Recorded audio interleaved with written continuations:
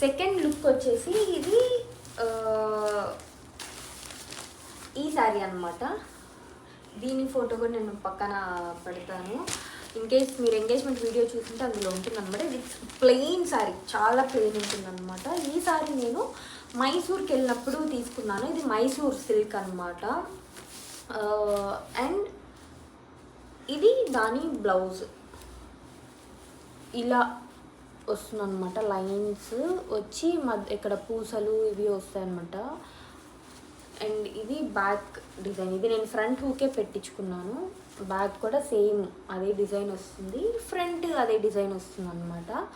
And కాకపోతే దీనికి నేను ఏం చేశానంటే ఫ్రంట్ ప్రిన్స్ కట్ పెట్టించుకున్నా. Front hooks but prince cut పెట్టించుకున్నాను అనమాట. ఎందుకంటే నాకు నార్మల్ ఇది అంత నచ్చదు, ఇదైతే ప్రాపర్గా బాడీ హగ్గింగ్గా ఉంటుంది అని చెప్పి నేను ఆల్మోస్ట్ అన్ని శారీస్కి ఈ విధంగా పెట్టించుకున్నాను. Prince cut, front hook, prince cut.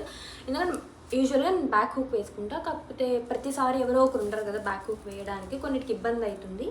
So అదనమాట. అండ్ వీటికి ఇవి పెట్టుకున్నా, ఎందుకంటే శారీ చాలా సింపుల్గా ఉంది కదా. ఇవి నేను కొనలేదనమాట. యాక్చువల్గా ఇది మా అక్కది వేరే ఉప్పాడ పట్టు శారీ ఉందన్నమాట.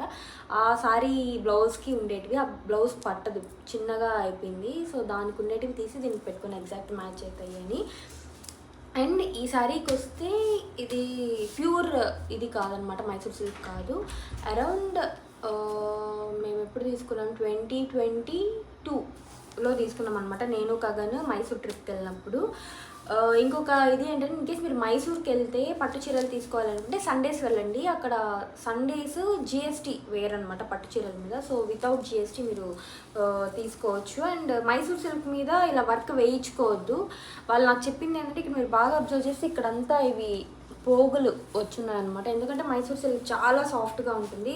మగ్గం వర్క్ని పట్టుకోలేదనమాట, వాళ్ళకి తెలీదు. ఫస్ట్ మామూలుగా చేసుకున్నారు. మళ్ళీ అక్క ఏంటక్క ఇది చాలా